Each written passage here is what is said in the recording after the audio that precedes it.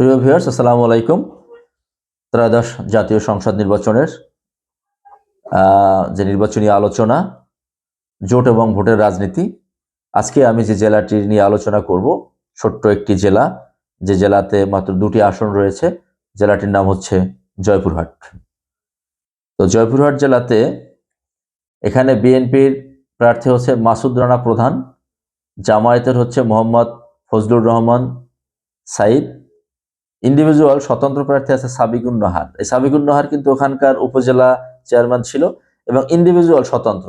উনি বিএনপির বিদ্রোহী বা কোনো দলের বিদ্রোহী প্রার্থী না, উনি স্বতন্ত্র এবং আওয়ামী লীগের আমলেও উনি ছিলেন। যদি আওয়ামী লীগের ভোট ওনার বাক্সে চলে যায় তাহলে কিন্তু এই স্বতন্ত্র প্রার্থী জিতে যেতে পারে। তো উপজেলা চেয়ারম্যান ছিল, সদর উপজেলার চেয়ারম্যান, এবং এই সদর আসন নিয়েই, তো এখানে শহর এবং সদর উপজেলা নিয়ে হচ্ছে এই জয়পুরহাট 1 আসনটি।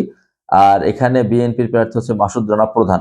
তো এখানে খেলাটা হচ্ছে, এখানে জামায়াত অত শক্তিশালী নয়। আর যেহেতু আওয়ামী লীগের সমস্ত বড় বড় নেতারা পালিয়ে গেলেও সাধারণ ভোটাররা কিন্তু দেশেই রয়ে গেছে। তো এই আওয়ামী লীগের ভোটাররা কোন দিকে ভোট দেয়, এটা কিন্তু বড় একটা লক্ষ্যের বিষয়। তো সেক্ষেত্রে এখানে আমি স্বতন্ত্র প্রার্থীকে এগিয়ে রাখবো। স্বতন্ত্র প্রার্থী কোনো না কোনোভাবে যদি আওয়ামী লীগের সাধারণ ভোটারের সাথে একটা যোগ সাজেস্ট করতে পারে, তাহলে এখানে স্বতন্ত্র প্রার্থী নির্বাচিত হওয়ার যথেষ্ট সুযোগ রয়েছে।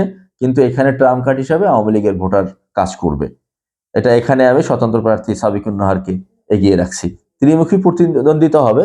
তো এখানে প্রতিদ্বন্দ্বিতাটা মূলত জামায়াত বিএনপি না হয়ে এখানে বিএনপি আর স্বতন্ত্র প্রতিদ্বন্দ্বিতা করে তুলতে পারে। জয়পুরহাট 2, জয়পুরহাট 2 এখানে আক্কেলপুর উপজেলা, খেতলাল এবং কালাই উপজেলা নিয়ে গঠিত, 3টে উপজেলা নিয়ে গঠিত। তো এখানে বিএনপির আছে আব্দুল বারী, জামায়াতের রাশেদুল আলম সবুজ। তো এদের মধ্যে হাড্ডাহাড্ডি লড়াই হবে।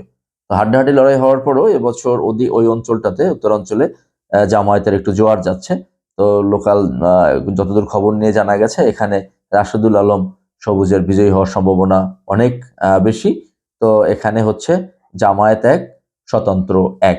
জয়পুরহাট জেলার আমার যে বিশ্লেষণ, সেটা হচ্ছে জামায়াত 1, স্বতন্ত্র 1। ধন্যবাদ সবাইকে আমার সাথে থাকার জন্য। আসসালামু আলাইকুম।